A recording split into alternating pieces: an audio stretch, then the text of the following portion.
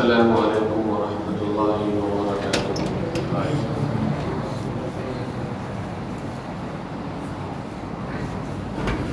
الحمد للہ نحمده ونستعینه ونستغفره ونؤمن به ونتوکل علیہ ونعوذ باللہ من شرور انفسنا ومن سیئات اعمالنا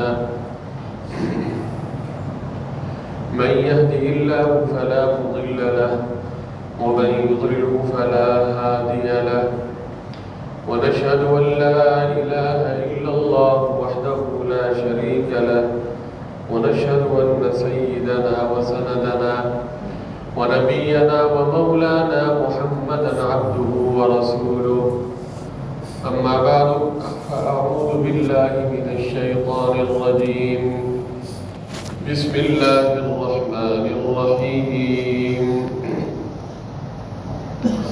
واخفض جناحك للمؤمنين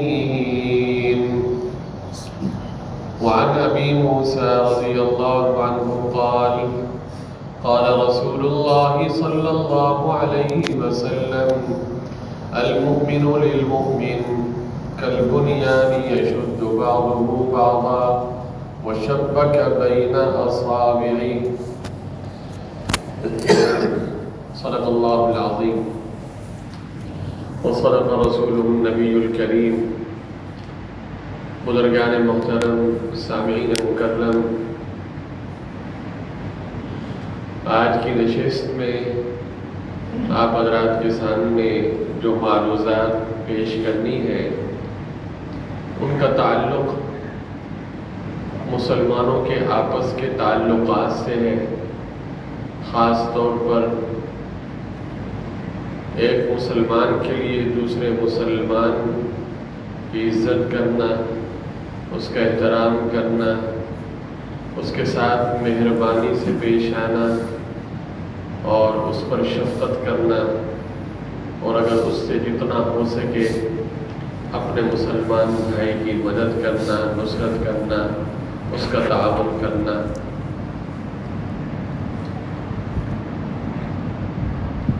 ہمارے لیے اللہ رب العالمین کا بہت بڑا احسان ہے کہ اس نے ہمیں مسلمان بنایا اور دین اسلام ہمیں عطا فرمایا، اور یہ دین الحمدللہ اللہ کے فضل و کرم سے اس میں زندگی کے تمام تر معاملات کے متعلق ہدایات بھرپور طریقے سے ہمیں ملتی ہیں، اور ہماری کامیابی اسی میں ہے کہ یہ دین جو ہمارے پیارے پیغمبر حضرت محمد عربی صلی اللہ علیہ وسلم ہمیں دے کر گئے ہیں، ہم اس پر عمل کریں۔ میں نے آپ حضرات کے سامنے ایک حدیث پڑھی۔ اس حدیث میں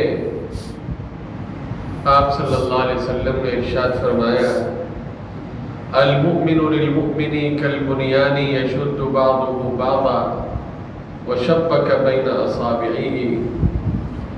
اور یہ روایت سیدنا ابو موسیٰ اشعری رضی اللہ عنہ سے مروی ہے کہ نبی کریم صلی اللہ علیہ وسلم نے ارشاد فرمایا کہ ایک مسلمان دوسرے مسلمان کے لیے کالبنیان دیوار جیسا ہے، یشد بعضه بعضا، جیسے دیوار کی ایک اینٹ دوسری اینٹ کے لیے تقویت کا باعث اور سبب بنتی ہے، اسی طرح ایک مسلمان دوسرے مسلمان کے لیے تقویت اور طاقت، پاور کا باعث بنتا ہے۔ آپ نے ایک عمارت بنائی، ایک دیوار کھڑی کی، ایک اینٹ، پھر اس کے اوپر دوسری اینٹ، پھر تیسری اینٹ، پھر چوتھی اینٹ، تو یہ ایک اینٹ دوسری اینٹ کو مضبوط کرتی ہے، دوسری تیسری کو مضبوط کرتی ہے۔ تو گویا کہ یہ جو اینٹیں ہیں ان کا آپس میں تعلق اور جوڑ یہ ہے کہ یہ ایک دوسرے کے لیے سہارا ہے اور ایک دوسرے کے لیے طاقت کا ذریعہ ہے۔ اگر کوئی آدمی یہ کہے کہ اس دیوار میں 100 اینٹیں لگی ہوئی ہیں تو ایک آدھ اینٹ میں بیچ میں سے نکال لو، تو وہ جو اینٹ نکالے گا اس سے عمارت کے اندر کمزوری پیدا ہو جائے گی۔ پیارے آقا شافع محشر ساقی کوثر حضرت محمد عربی صلی اللہ علیہ وسلم نے یہ ارشاد فرما کے یہ حقیقت ہمیں سمجھائی کہ ایک مومن دوسرے مومن کے لیے یہ اس طرح ہے جیسے ایک اینٹ دوسری اینٹ کے لیے طاقت کا ذریعہ بنتی ہے۔ اور پھر اس روایت میں حدیث میں آگے یہ الفاظ بھی ہیں کہ وَشَبَّكَ بَيْنَ أَصَابِعِهِ، کہ آپ صلی اللہ علیہ وسلم نے اپنی انگلیوں میں تشبیک دی، یعنی ایک ہاتھ کی انگلیاں دوسرے ہاتھ کی انگلیوں میں ڈال کے، یہ ہے تشبیک۔ تو اب آپ دیکھیں اس تشبیک کے ذریعے سے یہ کتنا مضبوط ہو گیا ہے۔ تو مومن کا دوسرے مومن کے ساتھ تعلق ایسا ہونا چاہیے۔ اس حدیث کے تناظر میں ہم اپنا جائزہ لیں کہ ہمارا تعلق کلمہ پڑھنے والوں کے ساتھ کیسا ہے۔ صحابہ رضوان اللہ تعالی علیہم اجمعین کی زندگیاں دیکھیے، صحابہ نے دین کے لیے قربانی دی، اس لیے دین کے لیے قربانی دینے والے کی اہمیت بھی ان کے دل میں تھی، ہر کلمہ پڑھنے والے کی اہمیت ان کے دل میں تھی۔ کلمہ پڑھنے کے بعد، مسلمان ہونے کے بعد صحابہ نے اسی ایمانی رشتے کو، ایمانی اخوت کو اور ایمانی برادری کو مضبوط کیا۔ صحابہ نے یہ فرق نہیں کیا کہ یہ رنگ کا گورا ہے یا کالا ہے، یہ حبشہ سے آیا ہے یا یمن سے آیا ہے، یہ عرب کا ہے یا عجم کا ہے، سب کو گلے لگایا، اپنا سردار بنایا۔ اللہ معاف فرمائے، آج یہ اسلامی اخوت اور اسلامی بھائی چارہ اور اسلامی برادری کا تعلق کمزور ہوتا جا رہا ہے۔ آج ہمارا اٹھنا بیٹھنا، ملنا جلنا، ہماری اکثر دعوتیں، ہمارے اکثر پروگرام، اس کی بنیاد اگر دیکھی جائے، یا تو ہم کہیں مل رہے ہوں گے تو کسی خاندانی تقریب کی بنیاد پہ۔ شریعت منع نہیں کرتا، شریعت تو کہتی ہے صلہ رحمی کرنے کا، رشتے ناطے جوڑنے کا شریعت کہتی ہے۔ ضرور ہم ماموں نے دعوت دی تو ہم صلہ رحمی کا تقاضا یہ ہے کہ ہم ماموں کی دعوت کو قبول کریں۔ چچا نے دعوت دی، پھپھی نے دعوت دی، خالہ نے دعوت دی، جی، اور پھر اللہ کا ہمیں شکر بھی ادا کرنا چاہیے کہ ہماری پھپھی، ہمارے خالہ، ہمارے ماموں، یہ سب رشتے جو ہیں یہ مسلمان۔ تو اگر ہم اس میں اس چیز کو مقدم رکھیں کہ ہمارے دین اور شریعت نے ان قریبی رشتوں کو جوڑنے کا حکم دیا ہے، تو ماموں کی دعوت قبول کرنا، چچا کی دعوت قبول کرنا، یہ بھی دین بن جائے گا، عبادت بن جائے گا۔ لیکن ہمارے ہاں یہ نیت نہیں ہوتی، بس ایک خانہ پوری کرنی ہے۔ سب کے بارے میں تو ہم ایسے نہیں کہہ سکتے، اچھے لوگ بھی ہیں اس دور میں، عمومی ایک فضا ہے۔ اگر کہیں مل کے بیٹھیں گے تو ہو سکتا ہے کہ وہاں بیٹھنے کی وجہ بزنس ہو، کاروبار ہو،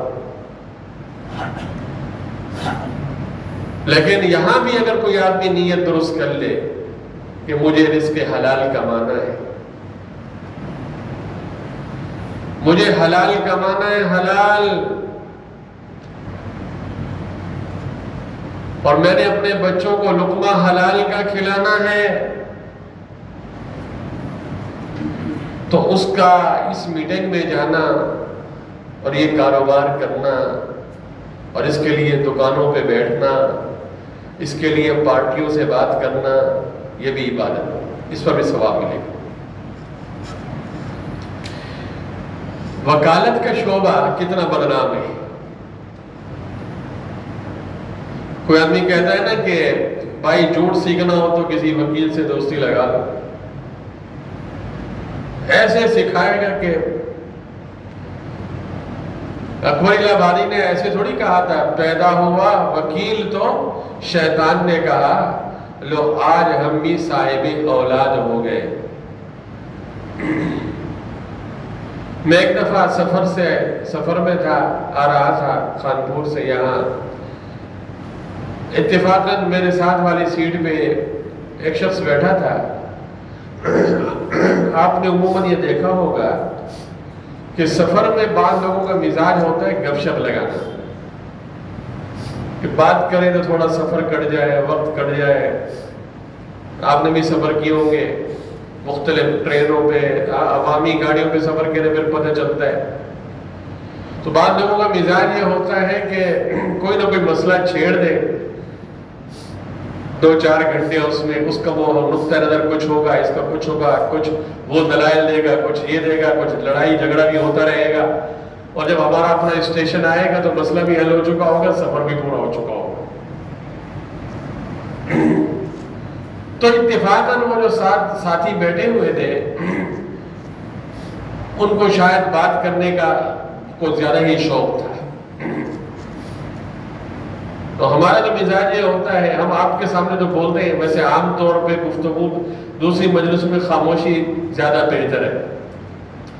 اس نے باتوں باتوں میں تعارف کراتے ہوئے اپنے بارے میں کہا کہ میں وکیل ہوں اور میں کراچی جا رہا ہوں، کوئی بڑا مقدمہ ہے، میرے موت کے وہاں کسی اس عدالت میں اور کوئی معاملات ہوں گے اس کے اپنے، تو وکیل ہوں۔ اب میرے پاس اور کون سا، مجھے تو لگے ہاتھوں سفر میں ایک وکیل مل گیا۔ پھر میں نے وہ شعر و شاعری شروع کر دی اس کے ساتھ اور وکیلوں کے بارے میں، خیر اچھا خاصا۔ پھر اس نے عجیب باتیں بیچ میں انکشافات اس نے شروع کر دیے۔ اس نے کہا کہ وہ خود اپنے بارے میں کہہ رہا ہوگا کہ یہ تو کوئی ایسا مسئلہ نہیں، ہم تو ایسے تیز لوگ ہیں، ہوشیار لوگ ہیں، بس پیسے کی بات ہے، جو آدمی جتنا پیسہ دے گا تو ہم جو ہے وہ مقدمہ اسی طرح کر لیتے ہیں۔ مطلب یہ ہے کہ بڑے سے بڑا جرم کر کے کوئی شخص کیوں نہ آیا ہو، پاپ کر کے کیوں نہ آیا ہو، لیکن اگر اس نے پیسے اچھے خاصے دیے ہیں تو ہم مقدمے میں ایسا وہ کریں گے کہ اس کو نکلوا دیں گے، اس میں کوئی جرم ثابت نہیں ہوگا۔ وہی ہے نا جھوٹ بولنا، اور کیا۔ میں آپ کو یہاں ایک بات بتانا چاہتا ہوں کہ جو شعبہ اتنا بدنام ہے، اگر اسی شعبے میں کوئی آدمی، کوئی وکیل یہ چاہے کہ میں نے سچا مقدمہ لینا ہے، میں نے کبھی جھوٹا مقدمہ نہیں لینا، تو اللہ تعالیٰ اس کو بھی سرخرو کرتا ہے، اس میدان کے اندر بھی اللہ اس کو مقام عطا کرتا ہے۔ ہمارے ایک پڑوسی ملک کے ایک مایہ ناز وکیل تھے، انہوں نے یہ طے کر لیا کہ میں کبھی بھی کوئی جھوٹا مقدمہ نہیں لوں گا۔ اب ہوا کیا بھائی، سچ کے راستے میں کانٹے ہیں، توجہ سے سنیے گا، بہت فائدہ ہوگا۔ سچ کے راستے میں کانٹے، شروع میں اللہ تعالیٰ آزماتے ہیں، حق تعالیٰ شانہ شروع میں امتحان لیتے ہیں کہ اس شخص نے زبان سے جو دعویٰ کر دیا ہے یہ کتنا پکا ہے۔ اب ایک آدمی کہتا ہے کہ آج میں نے مولوی صاحب کا بیان سنا ہے، کل سے میں دکان میں بیٹھوں گا، جھوٹ نہیں بولوں گا، خیانت نہیں کروں گا، 1 نمبر مال ہوگا تو بولوں گا 1 نمبر، 2 نمبر مال ہے تو بولوں گا 2 نمبر، 3 نمبر مال ہے تو بولوں گا 3 نمبر، اور جو قیمت ہے جو بھی ہے اس میں بھی جھوٹ نہیں بولوں گا، دھوکہ نہیں کروں گا۔ بات تو بڑی اچھی ہے نا، سچی ہے، لیکن اس کا امتحان ہوگا جب دکان میں جا کے بیٹھے گا، 2-4 مہینے ہو سکتا ہے، 6 مہینے ہو سکتا ہے، سال بھی لگ جائے کہ یہ پوری مارکیٹ سے الگ تھلگ ہو کے یہ کاروبار کرنا چاہ رہا ہے۔ ہو سکتا ہے اس کے وہ سارے مارکیٹ والے اس کے مخالف ہو جائیں گے، سارے دکان والے، اور گاہکوں کو کیا کریں گے؟ اس سے روکیں گے، یہ ایسا ہے، یہ ایسا ہے، فلاں ہے، فلاں ہے، فلاں ہے۔ اب یہ اللہ کا بندہ دل ہی دل میں کہہ رہا ہوگا میں نے تو وعدہ یہ کیا تھا کہ میں سچ پہ چلوں گا، اور جب تک جھوٹ سے میں کام کر رہا تھا تو میری دکان پہ واہ واہ تھی، آؤ بھگت تھی، اور گاہک بھی خوب آ رہے تھے، بڑے مزے تھے، اور جس دن سے میں نے سچ کا پھریرا اور علم لہرایا، اب شام تک ایک گاہک بھی نہیں آ رہا، دکان سے بند کر کے جا رہا۔ 1 دن، 2 دن، 3 دن، ہفتہ، 2 ہفتے، اب اس کے ایمان کا کیا ہو رہا ہے؟ امتحان ہو رہا ہے۔ جو کچا ہوگا نا، کچا ہو 2-4 دن میں ہی لڑک جائے گا، اور جو مضبوط ہوگا وہ کہے گا صبح ہونے میں، اجالا ہونے میں، رات کے اس سناٹے اور اندھیرے کے ختم ہونے میں وقت تو لگے گا، لیکن جب وقت لگے گا تو پھر اجالا ہی اجالا ہوگا، پھر روشنی ہی روشنی ہوگی۔ اللہ کا کلام بھی سچا ہے، نبی کا فرمان بھی سچا ہے، نبی کے وعدے سچے ہیں۔ میں بولوں گا تو سچ بولوں گا، جھوٹ نہیں بولوں گا، بھلے میرے پاس 1 روپیہ آئے یا نہ آئے، میں نے اب عزم کر لیا ہے۔ جب یہ اس امتحان میں پکا ہوگا، کامیاب ہو جائے گا، تو پھر 2-4 مہینوں کے بعد جب سب لوگوں کو پتہ چل جائے گا کہ یہ بندہ 2 نمبری نہیں کرتا، اس کی زبان میں سچ ہوتا ہے، تو پھر سارے گاہک اسی کی دکان پہ ہوں، پھر اس کو سیکرٹری رکھنے پڑیں گے، ایک دکان سے کئی دکانیں بنانا پڑیں گے، پھر اس کا نام چلے گا۔ تجربہ تو کر کے دیکھیں نا، ایسا ہوتا ہے۔ یہ تھوڑی ہے، آج بعض لوگ ہوتے ہیں نا بہت جلد بازی کرتے ہیں، امام صاحب میں نے دعا تو مانگی تھی، آپ نے فلاں دعا بتلائی تھی، ابھی تک، آپ سمجھ رہے ہیں نا، ابھی تک وہ کام نہیں ہوا، ابھی تک۔ بھائی وقت لگتا ہے۔ حضرت یوسف علیہ السلام نے جو خواب دیکھا تھا، اس خواب کی تعبیر تقریباً 40 سال بعد ظاہر ہوئی۔ تو دعائیں ایسی ہوتی ہیں جو اللہ کی بارگاہ میں اگر دعا قبول ہو گئی، یہ ضروری نہیں ہے کہ فوراً وہی چیز دے دی جائے، قبولیت کے بھی مختلف طریقے ہوتے ہیں، مختلف صورتیں ہوتی ہیں، وہ علماء سے پوچھا کریں۔ تو میں ایک وکیل صاحب کی بات آپ کو بتا رہا ہوں کہ انہوں نے یہ طے کر لیا کہ میں نے سچا مقدمہ لینا ہے، سچا۔ اب ہوا کیا؟ کوئی بھی نہیں آ رہا، کوئی مقدمہ نہیں، بیچارے ایسے بیٹھے ہوئے کچھ عرصہ گزرا، بہت امتحان ہوا ان کا، بہت امتحان، لیکن یہ پکے رہے۔ پھر ایک وقت آیا کہ مہینوں اور بڑی کیا کہتے ہیں مدت کے بعد ان کے پاس وقت ملتا تھا لوگوں کو، کیا یہ کہتے تھے کہ میں اتنا مصروف ہوں، میرے پاس اتنے مقدمے ہیں کہ میں آپ کا مقدمہ نہیں لے سکتا، میں آپ کا مقدمہ نہیں لے سکتا۔ اور ہوتا کیا تھا، یہ کرتے کیا تھے؟ یہ کرتے یہ تھے، اور پھر رش اتنا ہو گیا ان کے بعد مقدمات کا کہ ان تک آتے ہوئے وہ مقدمہ انہوں نے اپنے بندے بٹھائے ہوئے سیکرٹری وغیرہ، وہ پہلے اس موکل کے کاغذات کو جانچ لیتے تھے، پرکھ لیتے تھے کہ کہیں گڑبڑ تو نہیں، 2 نمبری تو نہیں۔ جب پورا یقین ہو جاتا کہ یہ بالکل صحیح ہے اور یہ بندہ حق پر ہے، سچا ہے، اس کا یہ مقدمہ لے لیتے۔ اور جب عدالت میں یہ مقدمہ جاتا تھا، یہ میں کسی مسلمان ملک کی بات نہیں کر رہا، اچھا، جب وہ عدالت میں یہ مسئلہ جاتا تھا تو اب ایک طرف جی فریق مخالف کا وکیل ہے اور ایک طرف یہ ہے، اور فریق مخالف جو ہے وہ اپنی فریق مخالف کا وکیل باتیں کرتا، اپنے دلائل دیتا، جب ان کی باری آتی تو جج کو پتا ہوتا تھا کہ یہ تو صرف سچا مقدمہ لیتے ہیں، جج بھی ان سے کہتا وکیل سے کہ آپ خاموش رہے، اور اس کو جواب بھی جج دیتا کہ آپ کے اس میں یہ ہے، آپ کے اس میں یہ ہے، آپ کے اس میں یہ ہے، آپ کے اس میں یہ ہے۔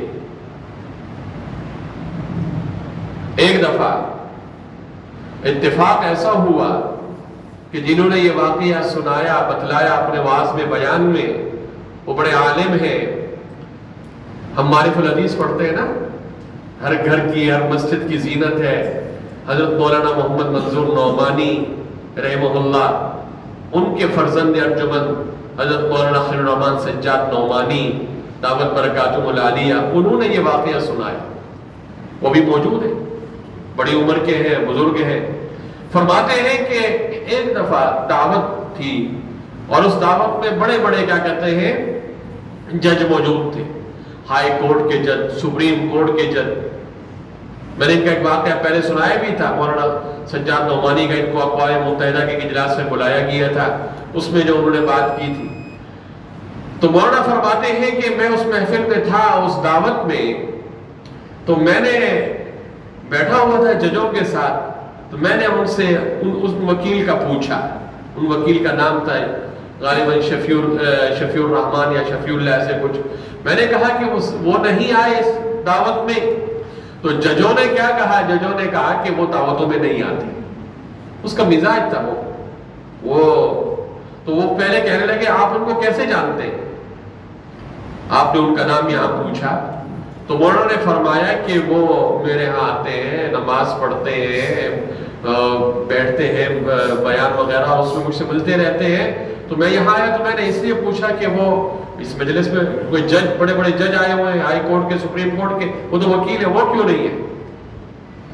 تو اتفاقاً کیا کہتے ہیں ان سے انہوں نے رابطہ کیا، تو کسی جج نے رابطہ کیا وکیل سے جج رابطہ کر رہا ہے، میں آپ کو بتاؤں جج کر رہا ہے، اور کہا کہ ہم یہاں دعوت میں آئے ہیں، آپ نہیں آئے، تو انہوں نے کہا ہاں، ہم نے ان کو بتایا آپ کا ایک مہمان ہے، آپ کو پوچھ رہا ہے، اور ہم نے بتایا کہ وہ آتے نہیں ہیں۔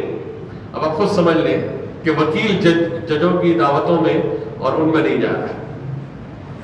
کسی جج کی بیٹی کی شادی تھی یا بیٹے کی، ایسا کچھ تھا، وہ محفل تھی، تو انہوں نے فون ان کو دیا، مولانا نے فون سے کہا کہ میں یہاں آیا ہوا ہوں اور آپ نہیں آئے، تو کہنے لگے میں تو نہیں آتا، تو انہوں نے کہا اچھا، کہا آپ کیسے وہاں چلے گئے، آپ کیسے وہاں پہنچ گئے؟ پھر وہی وکیل اس دعوت میں آیا کھانے والی، تو منظر یہ دیکھا کہ وکیل جب اس میں آیا دعوت میں تو سارے جج اس کے استقبال کے لیے کھڑے ہو گئے، اور عجیب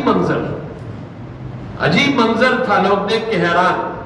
تو میں یہ قصہ آپ کے سامنے میں نے اس لیے بیان کیا کہ جج کا ایک منصب ہے، ایک عزت ہے، اس کے سامنے وکیل کی وہ حیثیت نہیں ہے، لیکن وکیل نے یہ طے کیا کہ میں کبھی کوئی جھوٹا مقدمہ نہیں لوں گا،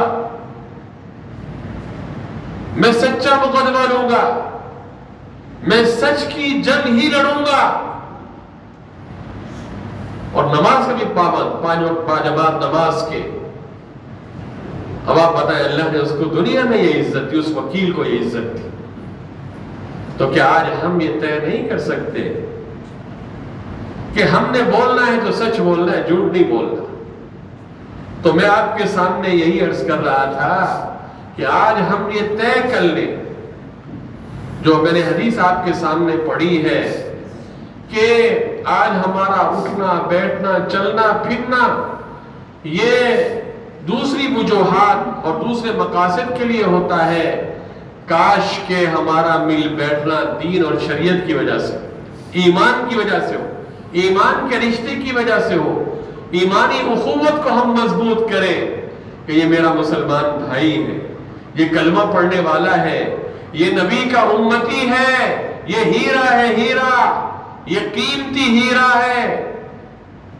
اگر اس اللہ کے بندے نے 2-4 منٹ مجھے دے دیے اور میں نے اس کی خدمت کر لی تو اس کو میں اپنے لیے سعادت سمجھوں، اور اللہ رب العالمین مجھے اس کا اجر عطا فرمائیں گے۔ اور دوسری حدیث بھی سن لیجئے، وعن النعمان بن بشیر رضی اللہ عنہ قال قال رسول اللہ صلی اللہ علیہ وسلم مثل المؤمنین فی توادهم وتراحمهم وتعاطفهم مثل الجسد اذا اشتكى منه عضو تداعى له سائر الجسد بالسهر والحمى۔ روایت امام بخاری اور امام مسلم رحمہ اللہ دونوں نے نقل فرمائی ہے۔ حضرت نعمان بن بشیر رضی اللہ عنہ فرماتے ہیں نبی کریم صلی اللہ علیہ وسلم نے ارشاد فرمایا، مسلمانوں کی مثال آپس میں محبت اور آپس میں ایک دوسرے کی ہمدردی کے اندر ایک جسم کی سی ہے۔ جسم کا ایک عضو بیمار ہوتا ہے تو تمام جسم بخار اور بیداری میں مبتلا ہو جاتا ہے۔ مطلب یہ ہے کہ ہمارے پورے جسم میں مختلف اعضاء ہیں۔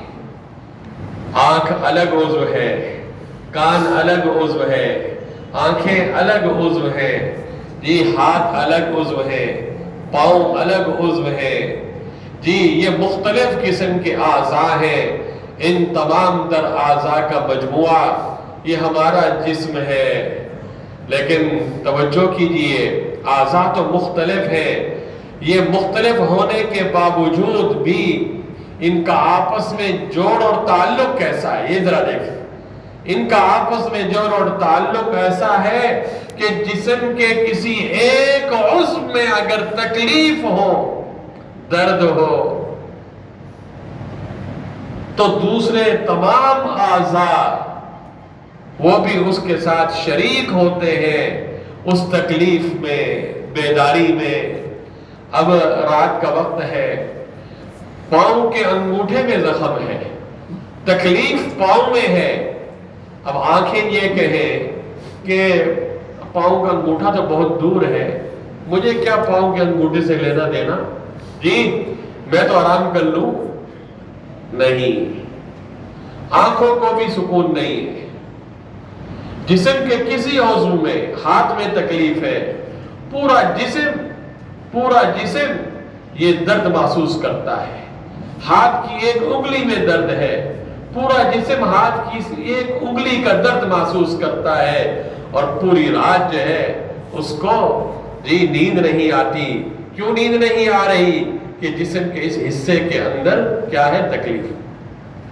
تو پیارے آقا شافع محشر ساقِ کوثر حضرت محمد عربی صلی اللہ علیہ وسلم نے اس مبارک ارشاد میں یہ فرمایا کہ مسلمانوں کی مثال بھی آپس ایک دوسرے سے محبت میں، ایک دوسرے سے تعلق میں ایسی ہی ہے۔ اب حدیث تو ہم نے پڑھ لی، ترجمہ بھی بیان کر لیا، مفہوم بھی آپ کے سامنے آ گیا، اور مسلمانوں کا آپس میں تعلق کیسا ہونا چاہیے؟ جی امام المسلمین پیارے آقا حضرت محمد عربی صلی اللہ علیہ وسلم نے بتلا دیا کہ ایسا تعلق ہونا چاہیے۔ اب ہمیں اس حدیث کے تناظر میں، آئینے میں اپنے آپ کو دیکھنا۔ آج کتنے مسلمان ہیں، ان کی کیا کیفیت ہے، اور ہم مزے سے راتوں کو سوتے ہیں، بہترین کھانے کھاتے ہیں، ہمیں کوئی دکھ اور درد محسوس نہیں ہو رہا، ہمیں فلسطین کے مظلوم بچے نظر نہیں آتے، فلسطین کی مظلوم مائیں بہنیں نظر نہیں آتی، ہمیں فلسطین کے بوڑھے نظر نہیں آتے، کمزور مسلمان، کشمیر میں مسلمانوں پہ ظلم ہو رہا ہے وہ نظر نہیں آتا، برما میں مسلمانوں پہ ظلم ہوا وہ نظر نہیں آتا، پتہ نہیں دنیا کے کس کس خطے کے اندر آج بھی یہ مسلمانوں پہ ظلم ہو رہا ہے۔ تو اس کا مطلب کیا ہوا؟ یا تو ہم درد محسوس کریں، دکھ محسوس کریں، یا پھر اپنے اس رشتے اسلام پہ ذرا غور کریں کہ یہ کچھ کمزور ہو گیا ہے، اس کو مضبوط بنائیں۔ اہل علم فرماتے ہیں، علماء فرماتے ہیں کہ آدمی اپنی وسعت اور طاقت کے مطابق شریعت پر عمل کرنے کا مکلف اور پابند ہے۔ اب مثال کے طور پہ فلسطین کے مسلمان، مظلوم مسلمان ہم سے بہت دور ہیں، اب ان کی ہم مدد کیسے کریں؟ اس کے طریقے علماء نے بیان کیے، علماء نے بیان کیے، اس کے مطابق ہم مدد کر سکتے۔ کم از کم ہمیں اتنا تو پتا ہے کہ جو دشمن ہے، جو ان پہ بارود برسا رہا ہے، جو ان پہ ظلم و ستم کر رہا ہے، جو سفاک درندہ ان کے ساتھ ظلم و بربریت کی ایک تاریخ رقم کر رہا ہے، ہم اس کا بائیکاٹ تو کر سکتے ہیں نا۔ اگر اس کی چیزیں آج ہماری منڈی میں بک رہی ہیں تو ہم اس کا بائیکاٹ کر سکتے ہیں۔ اور مسلمان قوم اگر جاگ جائے، معاشی اعتبار سے اگر اپنے آپ کو مضبوط کرنا چاہتی ہے تو غیروں کی مصنوعات کو اس سے بائیکاٹ کرے، یہ ان کی دکھتی ہوئی رگ ہے، بلکہ شہرگ ہے۔ جب ہم ان کی شہرگ کو کاٹ ڈالیں گے پھر خود بخود کیا کہتے ہیں وہ ظلم سے باز آ جائیں گے۔ کم از کم ہم اتنا تو کریں۔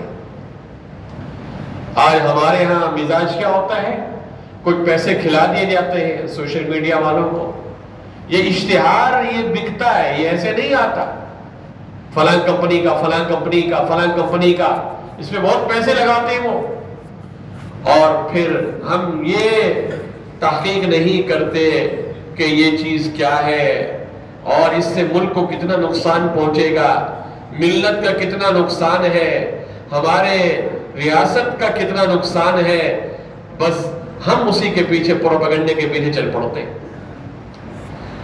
اگر ہم اس ملک کو بھی معاشی اعتبار سے مضبوط کرنا چاہتے ہیں تو ہم اپنی ملکی مصنوعات کو ترویج دیں۔ ویسے تو نعرے لگاتے ہیں پاکستان زندہ باد، تو پھر پاکستانی مصنوعات کیوں نہیں ہم استعمال کرتے؟ ہمیں برانڈڈ چیزیں چاہیے نا، فلاں ملک کی فلاں چیز چاہیے، فلاں ملک کی فلاں چیز چاہیے۔ جب ہمارے ملک کے اندر چیزیں موجود ہیں، اور اگر کوئی تحقیق کرنے والا ذرا تحقیق تو کرے کہ خام چیزوں میں یہیں سے کچھ چیزیں سستے داموں انہی کے ہاں چلی جاتی ہیں، پھر ان چیزوں میں پیک ویک ہو کے پھر وہی ہمیں بیچتے ہیں۔ ہماری ہی چیزیں پہلے بھی ہم سے نفع کمایا، بعد میں بھی نفع کما رہے۔ تو کم از کم ہم اپنے ان مظلوم مسلمانوں کا اتنا تو تعاون کر سکتے ہیں اور اپنے اندر ہم درد محسوس کریں۔ میں نے تو فلسطین کی بات کی، فلسطین کے علاوہ بھی ہم اپنے خاندان میں دیکھیں، اپنے رشتہ داروں میں دیکھیں، اپنے محلے میں دیکھیں، اپنے پڑوسیوں میں دیکھیں، اپنے شہر میں دیکھیں، بیچارے کتنے سفید پوش ہوتے ہیں۔ اللہ تبارک و تعالی نے ہمیں اچھا دیا ہے، کھانے کو اچھا دیا، پہننے کو اچھا دیا، اللہ نے نعمتیں عطا کی، کس لیے دی؟ اللہ نے مال کس لیے دیا؟ یاد رکھیے، مال بگاڑ اس وقت پیدا کرتا ہے جب مال دل میں ہو، جب مال کی محبت دل میں ہو۔ اگر مال دل میں نہیں ہے، مال کی محبت دل میں نہیں ہے، ہاتھ میں جتنا بھی مال ہو یہ نقصان دہ نہیں۔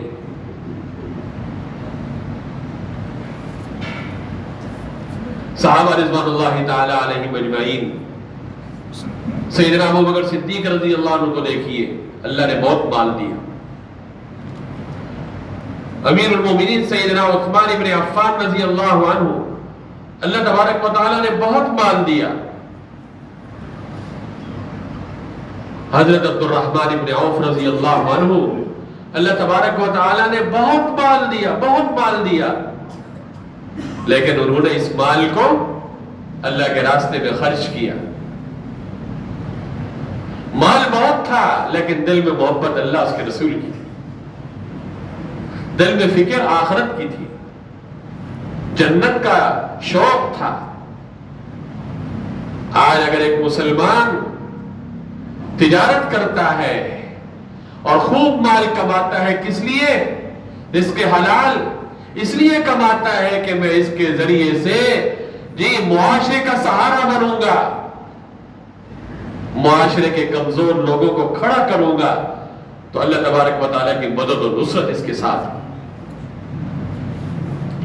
اور ایک دوسری حدیث بھی سن لیجئے، اس کا تعلق بھی اسی سے ہے کہ مسلمانوں کے ساتھ آدمی شفقت سے پیش آئے، محبت سے پیش آئے۔ یہ رشتہ ہی محبت کا رشتہ ہے۔ ایک مسلمان دوسرے مسلمان سے کیا مانگتا ہے؟ محبت مانگتا ہے، پیار مانگتا ہے۔ بعض رشتے ایسے ہوتے ہیں نا، بس وہ بھوکے ہی پیار کے ہوتے ہیں، محبت کے ہوتے ہیں۔ مثال کے طور پر بوڑھے والدین ہیں، اللہ تعالیٰ نے ان کو دولت دی ہے،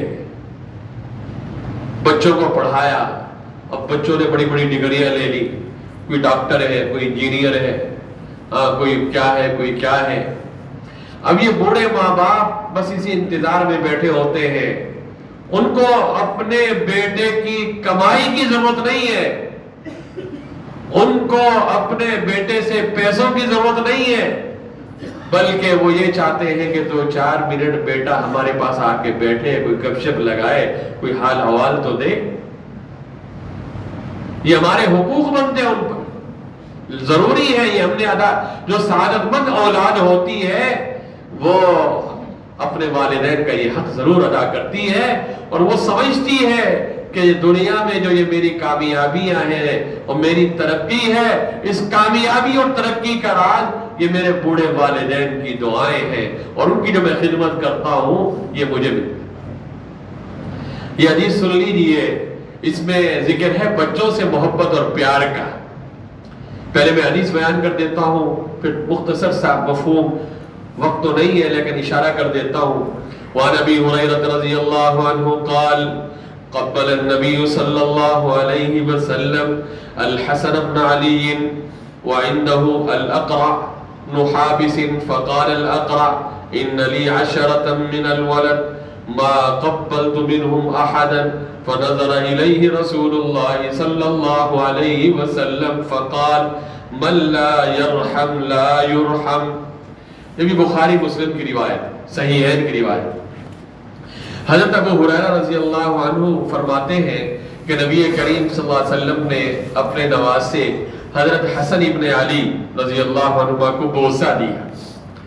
حضرت حسن چھوٹے تھے اور نبی کریم صلی اللہ علیہ وسلم کو محبوب تھے، بڑے محبوب تھے۔ دونوں نواسے بڑے لاڈلے تھے، حسن و حسین۔ اللہ کے پیارے حبیب صلی اللہ علیہ وسلم نے حضرت حسن کو بوسہ دیا، بوسہ دیا۔ اچھا، اس وقت اس مجلس میں اقرع ابن حابس موجود تھے، اور یہ جو اقرع ابن حابس ہیں یہ اپنی قوم کے سردار، بڑے آدمی تھے، قبیلہ بنو تمیم سے ان کا تعلق تھا۔ فرمانے لگے اقرع کہ میرے تو 10 بچے ہیں اور میں نے کبھی بھی آج تک کسی کو بوسہ نہیں دیا، میں نے آج تک کسی کو بوسہ نہیں دیا۔ تو آپ صلی اللہ علیہ وسلم نے فرمایا کہ من لا یرحم لا یرحم، من لا یرحم لا یرحم، جو رحم نہیں کرتا اس پر رحم نہیں کیا جاتا۔ مطلب یہ ہے کہ جو دوسروں پہ رحم نہیں کرتا اس پر بھی رحم نہیں کیا جاتا۔ تم مہربانی کرو گے تو تم پر بھی مہربانی کی جائے گی، تم شفقت کرو گے تو تم پر بھی شفقت کی جائے گی۔ ارحموا من فی الارض یرحمکم من فی السماء، کرو تم مہربانی اہل زمین پر، خدا مہربان ہوگا عرش بری پر۔ تو اس حدیث کا مختصر سا مفہوم یہ ہوا کہ بچے جو ہیں نا، بچے بھی یہ محبت چاہتے۔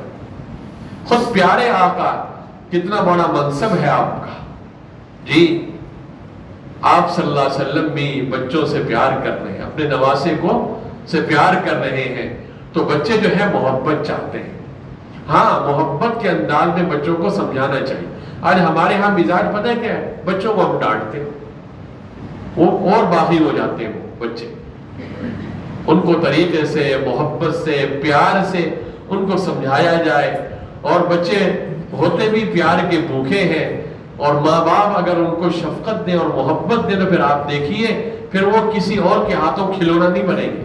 ہوتا کیا ہے، ہم خود ان کو ڈانٹتے ہیں، اپنے سے متنفر کر دیتے ہیں، پھر ادھر ادھر پہ دوسرے لوگ جو مفت کے انکل بنتے ہیں اور مفت کے پتہ نہیں کیا بنتے ہیں، پھر بچہ انہی کی آغوش تربیت میں پھر چلا جاتا ہے. اللہ معاف فرمائے. دعا فرمائے اللہ رب العالمین ہمیں بچوں سے بھی محبت اور شفقت کرنے کی توفیق نصیب فرمائے، بڑوں کا بھی ادب احترام کرنے کی توفیق نصیب فرمائے.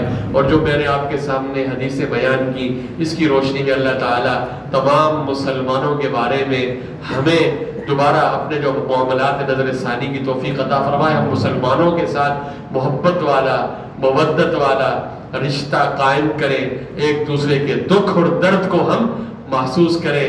مسلمانوں پہ اگر کوئی آفت آئی ہے، کوئی تکلیف آئی ہے، تو مصیبت کی اس گھڑی میں ہم ان کو اپنا بھائی سمجھیں، اور جتنا ہم سے ہو سکے ہم ان کی مدد و نصرت کریں. وما علینا الا البلاغ المبین. اور اخیر میں ایک